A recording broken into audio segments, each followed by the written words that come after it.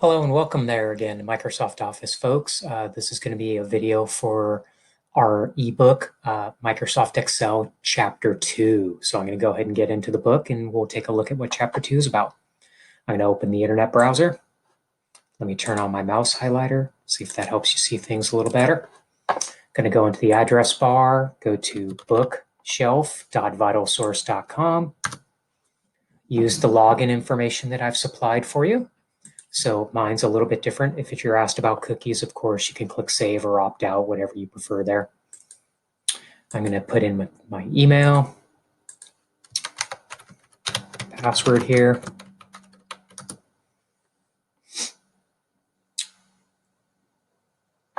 Go into the book, Office 2019. Be sure to make sure it's the 2019 book. Takes a second or two to load here. It usually leaves you where you left off. I seem to have left the table of contents open, which is fine. I'm going to go here to Unit 3, Microsoft Excel, and I'm going to go to Excel Chapter 2, which happens to start on page 90. It says, calculating student grades and using formulas. So here we get to do some of the mathematics, some of the real cool, useful parts of spreadsheets. It's not just to track data in rows and columns, but be able to do math with it or in calculations. So it's really, really handy, okay? So I'm going to go here to the chapter opener, take a quick look at what our learning objectives are. As a reminder, I'm not going to read every single portion of the chapter, but I will read parts of it. Be sure to take time on your own when you open your ebook to kind of read through a little bit of those parts that I kind of gloss over. So in this chapter, we're going to use multiple worksheets. A book is the one file that's saved. Sheets are the items at the bottom. So you will use some sheet management in this lesson. You'll also use formulas to calculate different types of mathematics, and you'll even do percents. And you'll rearrange data on a worksheet. You'll manage those multiple worksheets. You'll even create what we call what's called a linking formula, where you get data either from another cell or another sheet within the same workbook. It's really, really cool. It's one of the best, most useful things about Excel. I'm going to go ahead and, as usual, make my window fit half the screen. So I'm here on a Windows machine, I can drag from the title bar off the right-hand side of the screen. It snaps automatically to half. I'm going to make it a bit smaller for myself. Hide the table of contents. That seems relatively readable. Let me go ahead and change my text size. I think we can go this one is fine. Okay. So I'm going to now go to the next page of the book. Sometimes you have to scroll again and it gets you to the down arrow. Creating formulas. Excel uses formulas to perform calculations, which are written as mathematical problems. To create a formula, you should always begin with the equal symbol. So all formulas start with an equal symbol. That's really, really important. That's when you're telling Excel, please do mathematics. Don't think of it as regular typing. Okay. Now you can look here at this mathematical operators table. The plus sign means add. The dash means subtract. Multiplication is an asterisk. Shift number 8 is how you get it. Division is the /. It's the one with the question mark on your keyboard. And exponent is powers, like 3 squared. And that's shift number 6 to get that. So cell references. Rather than typing numbers into your formulas, it's best to use cell references whenever possible. A cell references takes the place of a number in a formula and makes it easier to copy formulas down a column or across a row. Also, it updates automatically. So if you change the value in whatever cell you're referring to, the formula is already updated. Part of the magic of a spreadsheet. All squares that are referring to one other square, if there's a change in any square, it spreads through the whole workbook and updates instantly. That's the magic of it. So they're showing you an example. So instead of making a formula of equal 2 multiplied 250, if you could use equal B2 times C2 if the value of 2 is in square B2 and the value of 250 is in square C2. So that makes a lot more sense. And they're showing you an example here. B2 multiply C2. The end result would show you 500 here, but in the formula bar shows that a real formula was typed in. That's the true magic of it. Okay? That's why the formula bar is so important. Cell references can be typed using upper or lowercase. So you'll see me when I type them, I never type uppercase. It's useless to waste the time, in my opinion, to have to hold shift to try to type the letter and all that. Okay. Another advantage of cell references is they update automatically. They recalculate, just like I mentioned. They're talking here about order of operations. A lot of people might have learned basically speaking in acronyms such as please excuse my dear Aunt Sally, which means parentheses is the type of math that always comes first, exponents come second, multiplication third, division fourth, addition fifth, Sally meaning subtraction last. So in other words, if you need certain math to happen first, they're showing you here. If you have a formula, 2 plus 3 multiply 5, order of operations says that 3 times 5 happens before it adds. So we would have 15 plus 2 makes 17. But if you put 2 plus 3 in parentheses times 5, you're going to get 2 plus 3 first because it's in parentheses is 5 times 5. The result would be 25. So that's important when you make certain types of formulas that sometimes you have to bracket things in parentheses to make sure that math happens beforehand. So I'm going to go ahead and develop your skills. E2D1. It says start Excel and open E2D1 grades and save it as E2D1 new grades. So I'm going to open Excel by going to start, scroll down to the E's, click Excel. I'm going to move it to the side after I open the file. I'm going to go to Open. I'm going to go to Browse, make my way in here. Most of you start with your Documents folder, then your Office folder. I was a couple of folders in from Documents before I now go into my Office folder. I go into the Excel topic, Chapter 2 now, Excel Chapter 2, and I'm opening up E2D1 grades. Now I'll drag it off the side to make it snap. I'm going to zoom in a little bit. Not a huge amount because I know with that we add some columns. I may zoom out later. And now I'm going to do my save as, which is also part of step 1. File. Mine says save a copy. That's okay. Yours might say save as. I can just click here in the file name. I want a blinking cursor before the G of grades and type new. So it says E2D1 new grades. I'm going to click save. Move my picture a little bit out of the way there. Okay, so I'm going to go on to step number 2. We're going to make our first formula. Select cell F6. So first thing I need to do is click square F6 and type equal D6 plus E6. And you'll notice, like the book said, I'm not capitalizing, even though the book capitalized, I'm not capitalizing. So in other words, I want to add this square, D6, plus this square, E6. I press enter and the result's 172. Step number 3. In cell F7, because remember, enter moves you down a row. That's how I got to F7 all by itself. Type equal. This is an F7. Click cell D7. Type the plus symbol. Click cell E7. So instead of typing the 2 squares you want to use, you're clicking them instead. And step 3 says click the enter check mark. Remember, by clicking the check mark up here, you don't leave the square you were in. You're in the same square where you made it. So here's the result, 100 plus 99. D7 plus E7 equals 199. But if you look in the formula bar, we have an actual formula up here. That's what's really typed in the square. Okay? So that's called point mode. They like to call that point mode when you make a formula that way.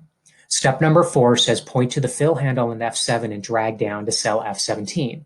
So as a reminder, I'm going to point to the bottom right corner of the cell, make sure it's F7, thin black plus, drag down to F17. There's the rest of my answers. Fresh. Makes it hecka fast. Step number 5, click cell J6 and type equal H6 plus I6. Once again, I'm not capitalizing. It doesn't really matter. I'm going to click the check mark. Once again, these 2 squares are added to each other. Step 6, point to the fill handle in square J6, and this time double click. Fresh. It automatically goes down to where the last amount of data is. I just love that when you have those spreadsheets that are hundreds of rows. I've actually worked in one with somebody that was 9,000 rows, so they can get pretty big. Double clicking automatically fills the cells down the column to the rows used in the adjacent columns. So if it ever finds 0 data, that's when it stops. Step number 7, click cell K6. Type an equal sign. Click square J6, then type divided by the slash 200, and then click the check mark. So in other words, the total max value score is 200. This is how much somebody got out of 200.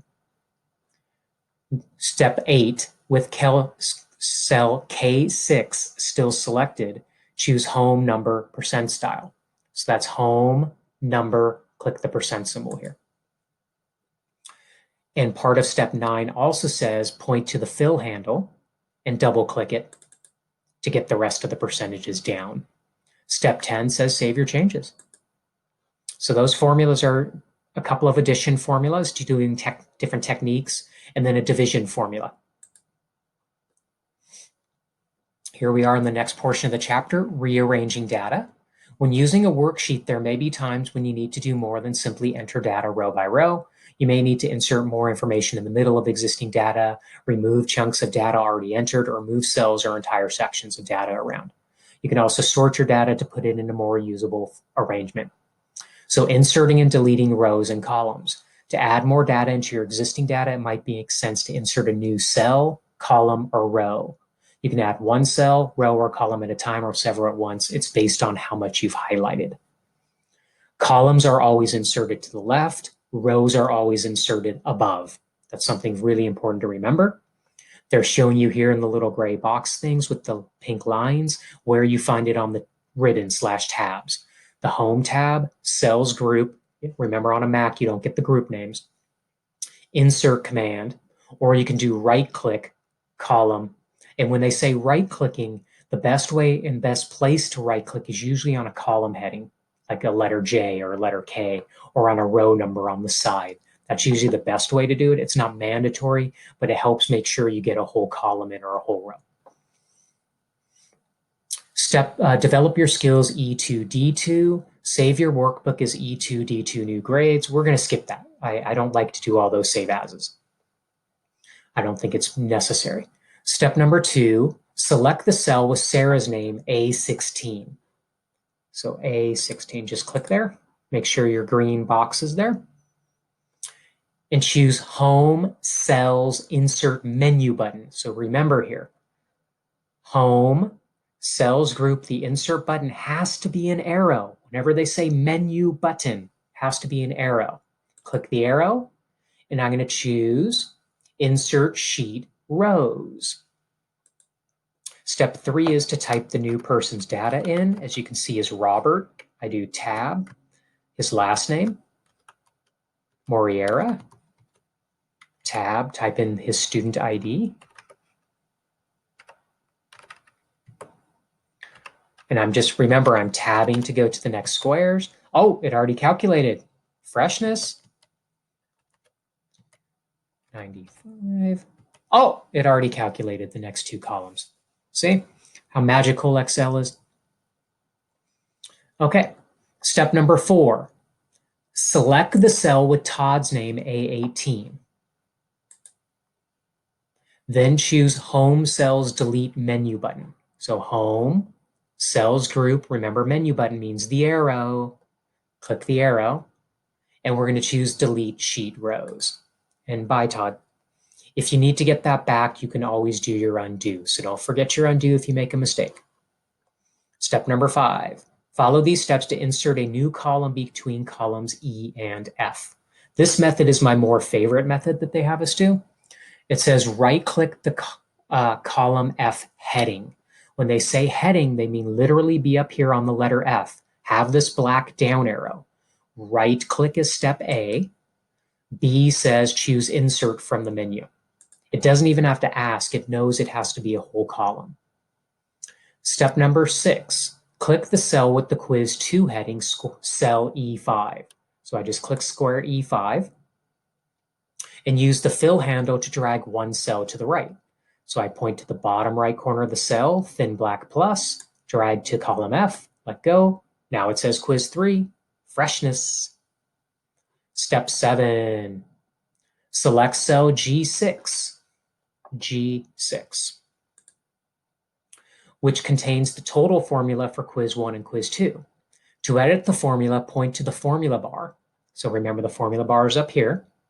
And click to the right of the E6 reference. So I click to the right of the E6 reference and then type plus F6 because we now have to include the new square, right? The new column. And it says click the enter button. So I'm going to click the check mark. Now, of course, the answer doesn't change because there's a value of 0 in here right now. So of course it's the same, but it's set up and ready when the teacher or whoever puts the data in here, these will automatically calculate correctly.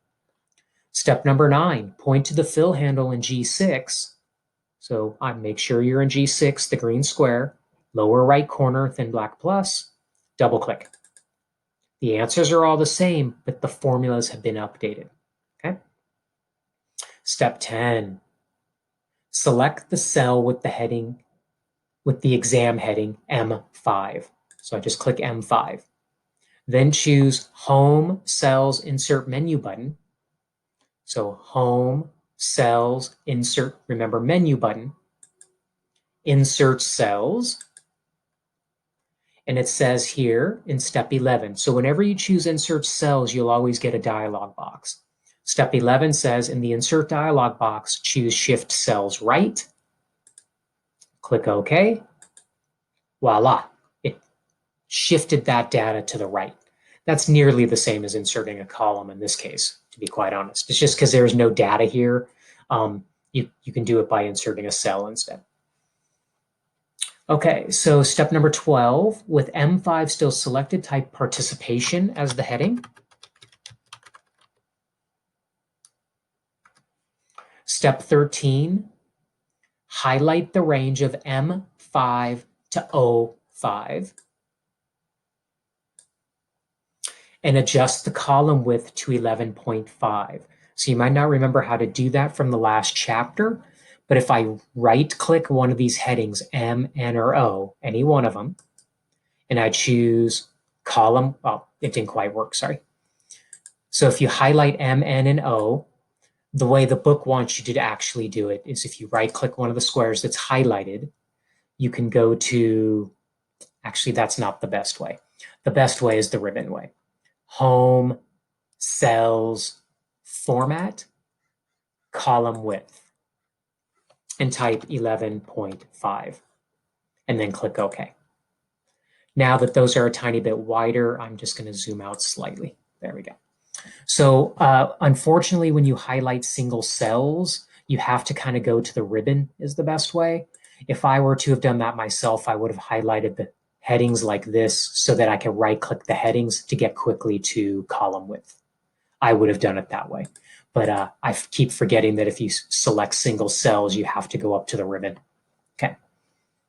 Save your changes is step 14, and I'm moving on now to hide and unhide rows and columns.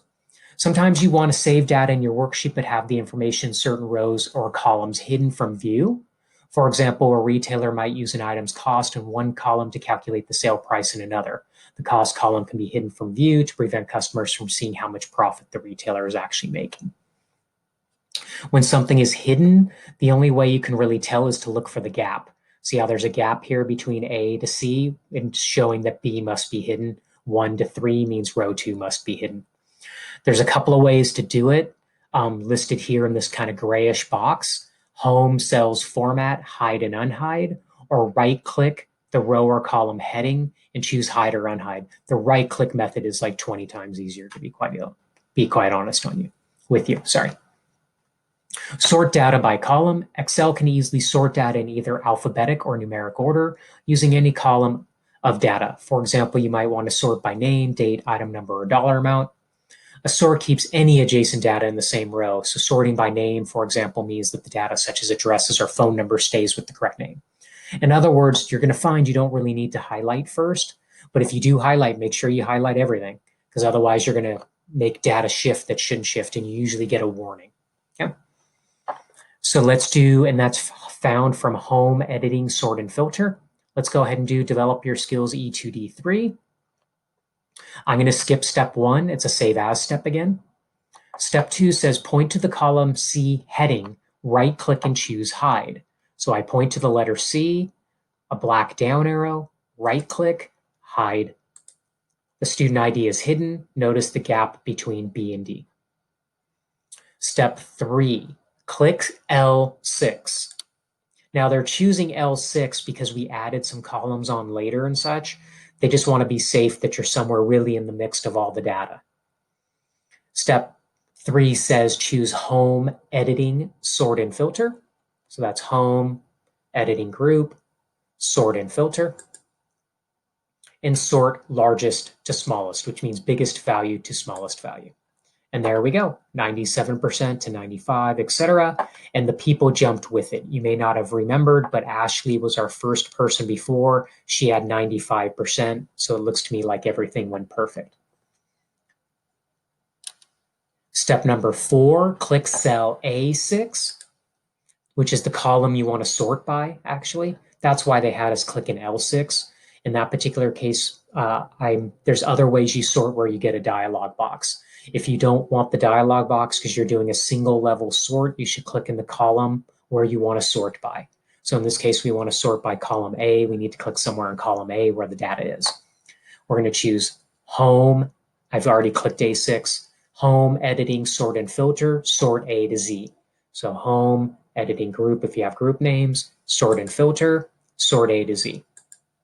Now we have the name Ashley, another A, all the way down to Sarah at the bottom. And if you remember, it looks pretty, the data went with it because she had 95%. Step number 5 is point to the column B heading, hold down the left mouse button and drag to the right to the letter D. So I point to the letter B, hold down my finger, move to D. Step 6 says choose Home, Cells, Format Group. So Home, Cells, Format, Hide and Unhide, Unhide columns. And it brings back that student ID column, which was column C. Save your changes. I'm going to go to the next portion of the book now. We're rolling right along. Managing multiple worksheets. By default, an Excel workbook contains one worksheet. So what they are talking about is down here where it says new, old, and class list. This workbook happens to have 3 sheets in it already. But when you get a brand new workbook at the very beginning, they only have 1 sheet. But no matter how many sheets are down here, they're all saved with this workbook name. That's the important thing. So having multiple worksheets can make it easier to access different worksheets that are related to the same topic. So if you're doing a yearly budget, there's no reason to put each month. If you're doing monthly budgets for an entire year, you should have a sheet down here for each month. You shouldn't have 12 files, one for each month. That just doesn't make a lot of sense. So insert and delete worksheets. You can add a new worksheet as simple as clicking the plus down here. There are other ways to do it, which they're showing you. They're also talking about deleting a worksheet. The thing you need to know about deleting a worksheet is if there's data in it, like this sheet has data, and I try to delete it, the whole worksheet, it's going to give me a warning. Do I want to permanently do it? It's not undoable. You cannot get it back if you click yes. Okay, so be real careful. Careful with the delete. You cannot recover it. Okay. So where do we find insert and deleting of sheets? From the home ribbon, cells group insert menu button. I can insert a sheet, or I can right click a sheet tab down here and choose insert. That's another way to do it. Or I can choose home, cells, delete menu button, delete sheet. Okay. Or I can right click a sheet I don't want and choose delete. To rename sheets by default, the default names for worksheets don't really help someone understand what the data is on the worksheet because they're named things like sheet 1, sheet 2, sheet 3, just with a generic number. Okay. Names for your sheet should try to be short and describe the purpose of the worksheet as clearly as possible. So they give you some good examples here. This sheet deals with cash flow, this one revenue, expenses, summary. The only difference that you might put in here is possibly if you're managing multiple years or months, it might be cash flow in the month, something of that nature. How you rename a sheet, you can choose home, cells, format, rename the sheet, or you can just double click the name on the sheet tab down here. That's usually the easiest way. So we're going to do some sheet management now together. Step number 1, and once again, is a save as step that I'm going to skip. I don't like to do all the save as's. Remember, save as means to make a copy of the file. This would be our 4th version of the file. Do we really need 4 versions of the file, or do we need just the one version from the beginning to how it looks at the very end? That's real life. Real life isn't to have 11 versions of this file that I started with and now it finally looks like this, because then you get confused. So I understand why the book does it, but we don't need to do it. Step number 2 says click the new sheet button. So I'm going to click this plus down here at the bottom, and the new sheet comes to the right of the sheet that was active. The active sheet always has this kind of white shadow on it. So the new sheet was active. I now have one called sheet 1. Step number 3 says click the old worksheet tab. That's this one down here named old, and it has a tiny bit of data on it. Step number 4 says choose home, cells, delete menu button. So that's home, cells, delete. Remember, menu button means arrow. And choose delete sheet. This is part of step 4. And it says you can click the word delete. See, Microsoft Excel will permanently delete the sheet. If you say yes, there's no undo, or delete in this case. So we cannot undo and bring that back. See, the undo didn't even light up to let me undo it. Step number 5, just change the sheet name, double click the sheet 1 worksheet tab you just created and type participation and press enter. So I double click here where it says sheet 1. See how it highlights it? I type participation. And I accidentally have a capital A there, so let me fix that. And then I press enter. Step number 6 says repeat step 5 to change the name of the new worksheet tab to final grades. So I'm going to double click the one named new. Named new. Don't click that plus button. And I'm going to name it final grades. Press enter. If you don't want to press enter, you could also just click back in the sheet somewhere. Step number 7, on the final grades worksheet, select the title in the merge cell A2. So this title here.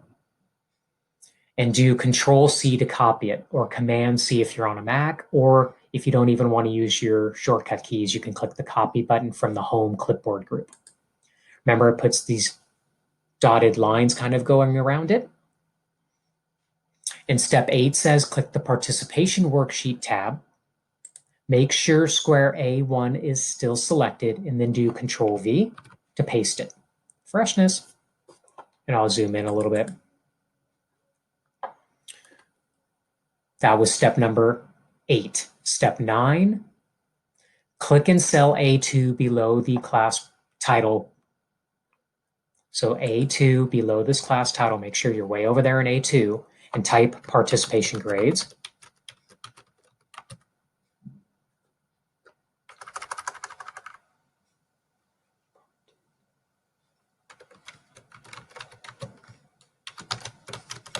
And then it says I can press enter. Step 10, click cell A1. Now here's a mistake that a lot of people do. You click A1, we go to Home Clipboard Format Painter, Home Clipboard Group Format Painter. When they have this paintbrush, the book says click cell A2 to apply the formatting. A lot of people don't click enough in A. I've had a lot of people click over in letter B and nothing changes. You gotta click over here in A2 and look at the magic. It makes it match the same style as the cell above it. That's really magical. I love Format Painter. It's one of my favorites. Step 11 says to save our changes. We're going to do a little more sheet management here by moving worksheets.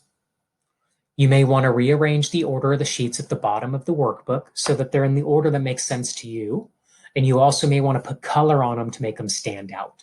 You can move sheets, as it's talking about in this area here, by dragging them or right-clicking them and choosing the move option, or even going to the ribbon, home, cells, format, move and copy.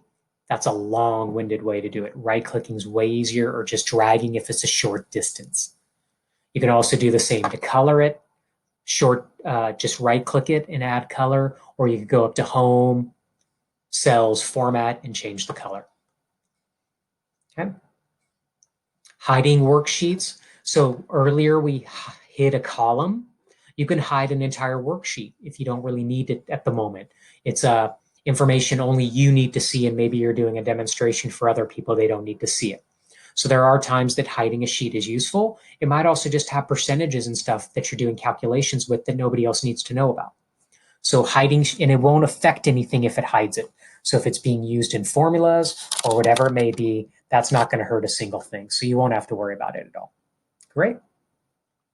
And hiding is similarly found by right-clicking one of the sheet tabs, or home, cells, format again, hide and unhide. Long-winded way to do it. Okay, so step number we're going to do now, develop your skills E2D5. Once again, I'm going to skip step number 1. I'm not going to do it. Step 2, follow these steps to move the final grades worksheet and add a tab color. Step 2A says drag the final grade sheet tab to the right side up past the participation sheet as shown. What's really important when you drag is to look for that little black arrow, because that tells you where it's going. So we're dragging final grades to the right of participation. I point on the final grade sheet, hold down my mouse. Notice the little black arrow. I need that little black arrow right here, right after participation. I let go. Now it puts final grades in the middle. Okay. Step B, this is 4B, I believe, 2B, sorry. Right-click the final grades worksheet tab. Choose tab color and choose standard color. So under the standard colors, red. Step 3, change the color of the participation sheet tab to standard color blue. So I right-click participation, tab color, standard colors blue is this one, and participation sheet to standard blue, and right-click the class list worksheet tab and choose hide. That's step number 4. Right-click class list, choose hide. Save your changes. Now we're going to create cell references to other worksheets. So it's kind of like a formula, but basically you're just saying, give me data from somewhere else. Give me data from one of my other sheets, or give me data from another square. You've already done that before, making one of the formulas when you said equal something like D7 plus E7. You were saying, give me whatever's in D7 and add it to whatever's in E7. It just happened to be on the same sheet. When it's on the same sheet, you just do it. Where it gets a little cool is when you refer to other sheets. So you start it out the same way by typing equal sign. You click the sheet that you want to use, and then you can click the square on that sheet. And that's all it takes. When you're done, you can press enter, or you can click the check mark. Don't try to return to the sheet you started on. A lot of students that I have try to re-click the sheet that they started on, and they mess up the formula. So all you need to do is either confirm your entry if you're referring to one square, or if you're continuing mathematics, type the plus symbol or whatever symbol you need. Then if clicking the other sheet is what you have to do, you can click the other sheet. But you got to be sure to get that next mathematical operator in there if need be. That comes up in the review exercises at the end of this chapter, that they have you do a formula that has you refer to a previous sheet and come back to the current sheet. Okay. So if you're referencing another sheet in the same workbook, the formula would look something similar to this. Equal, whatever the sheet name is, exclamation point, whatever square you're referring to. This one here is an example of a formula that's referring to a totally other workbook, meaning a file, not this file. It's equal in the workbook name, then the sheet name, then the square. You don't have to do one of those, but they're showing you an example of how powerful Microsoft Excel is. The ability to do mathematics from grab information from a totally other workbook that's not even open, part of this workbook, and bring it in is just magic. Now you can type all this in, but it's much easier to just let the computer help you with it by you clicking the various squares as you do it. We're going to do develop your skills E2D6. Step number 1 says save your workbook. Once again, we're skipping. No need to do it. Step number 2, click the participation worksheet tab to activate the worksheet. So participation. And click cell A4. Step 3 says type first, the word first in cell A4, press tab and type last in B4 and press enter. So you're just adding labels, headers. Step 4, in cell A5, type equal. Here's where we're getting data from the other sheet. Equal first.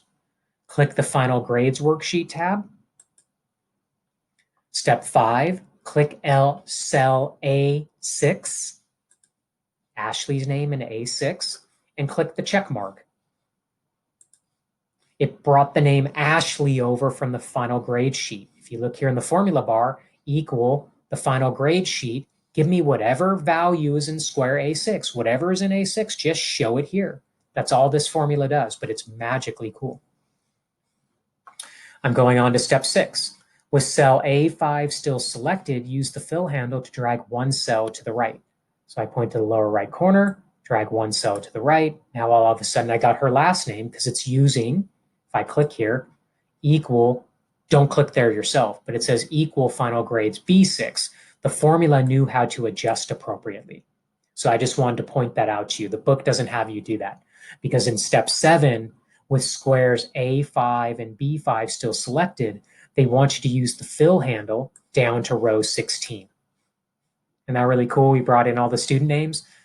And here's the real magic, because we're going to change the name on the other sheet, and it's going to update on this sheet. So step 8 says go to the final grade sheet. Down here, click final grades. And select Felicia in cell A10. So we click cell A10. And we want to change her name. It says edit the name by double-clicking step 9, deleting the second E and typing an I. So I double-click the cell. I have to be blinking after the second E, backspace it, type in a letter I, so it's Felicia, and then I can press enter. And step 10 says go back to the participation worksheet and notice in cell A9 where the name Felicia is, it's already been updated here because it basically, this formula in this box says, give me whatever's in square A10 on the other worksheet. It's magic. Save your changes. Now we're going to create a copy of a worksheet. And if you feel like it, you can click away if you don't want that highlighted, not a big deal. So rather than starting a new blank worksheet, you can save a lot of time by using an existing worksheet that already has some of the information you need or has the structure and formatting you want. Creating a copy of a worksheet does not affect the original worksheet. The new worksheet will have the same name, but with a 2 added after it, or even a 3 if you made a copy of a copy, stuff like that. Ways that you make copies is home, cells, format, move, and copy sheet, but right-click the worksheet tab is the other way, and that way is much easier. This is another important, really awesome concept, is to edit multiple sheets at the exact same time. So you can make a change on one sheet and it's doing it on the other sheet simultaneously. That has to do with how many sheets you have selected at any given time. To select multiple sheets, you can use either the Control key or the Shift key. If you use the Control key, you have a sheet selected. You Control-click another sheet, it's selected also. If you want to get a group of sheets, say sheets 2 through 6, if you click sheet 2 and then shift-click sheet 6, 2 through 6 will all be selected. If you're not sure which key to use, the easiest way is just use the Control key and click the sheets that you need selected. And they'll have a kind of this whitish shadow on it. Remember, the sheet tab is technically blue, but you don't see the blue very well because it's highlighted and active. There's kind of a white cover over it. Okay. And to ungroup the sheets, if you have a sheet that's not selected within the group, you could usually click that sheet, or you can always right-click the grouped sheets and choose Ungroup. I'm going to do Develop Your Skills E2D7. It says Save Your Workbook. Once again, I'm not doing the Save As. Step 2, right-click the Participation Worksheet tab and choose Move or Copy. Step 3A, we're going to now follow these steps to copy the sheet. So 3A says click the checkbox to create a copy. That's very important, otherwise you're moving. Step B, in the before sheet box, choose move to end. And step C, click OK. So we have this one over here called participation number 2. You see that? Step 4, right-click the participation sheet tab again. Choose move or copy. This time, do not click the create a copy box. Do not. In the before sheet box, click participation 2 and click OK. So they showed you an alternate way to move. That way is really handy when you have a workbook with many sheets in it. I created a workbook one time for another job I was at that had 50 sheets at the bottom. So can you imagine trying to drag something 50 sheets to the right? Things of that nature? No, that dialog box that comes up is very handy. So it says your worksheet tabs at the bottom should look like this. Final grades, participation. Oh, I haven't named it exam yet. When do they tell us to name it exam? That's interesting. I don't see when they asked us to name it exam. Oh, part of step 6.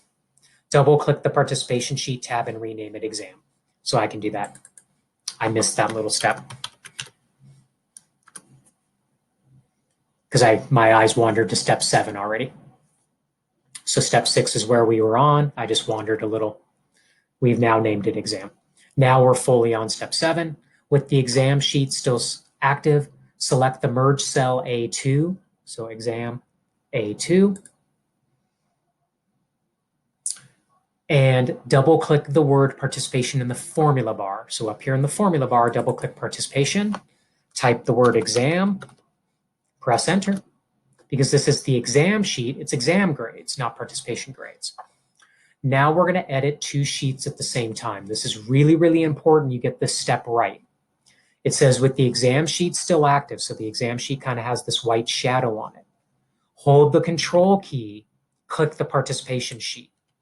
So see how both of them kind of have the white highlight on them? And they're showing you a picture down here in step 9. I have the same idea here. Step 10 says with both sheets selected, highlight A4 and B4. Step 11, apply bold, increase the font size to 12 and center alignment. So that's home, font, bold, home, font size, 12, home, alignment, center. Step 12, add a thick bottom border and the fill color green, accent 6, slider 40. It's the last column, 4th row. So to do the border first, home, font, border menu button, thick bottom border. To do the shading or the fill, home, font, shading is this one with the yellow, but click the menu button. They said it's the last column, 4th down, which should be this one. Green, accent 6, slider 40. Perfect. Step 13 says click the participation worksheet tab. Notice it did it to that tab also because they were both selected. Isn't that magic? To confirm that the changes were made on both. And then part of step 13 says click the final grades worksheet tab to ungroup those. See how they're no longer grouped? And it says save the workbook and close Excel. So I save and I can do, it says to close Excel. So I save the workbook, close Excel. I'm going to click the down arrow. That's the end of this chapter. So here's your little quiz that you can do. I'm going to click the down arrow again. You'll notice our green reinforce your skills exercises. Remember, I want you to do as many of these as you can. And then if you scroll down past these ones, there's the orange ones, the apply your skills. We want you to do all 3 reinforce your skills, all 3 apply your skills. Try to upload them to the Canvas course if you're doing that with us and everything. That would be great, or just do them for practice as much as you can to get help and reinforce what you're doing would be great. Always email me if you ever have questions. So I hope this helps out. Talk to you soon.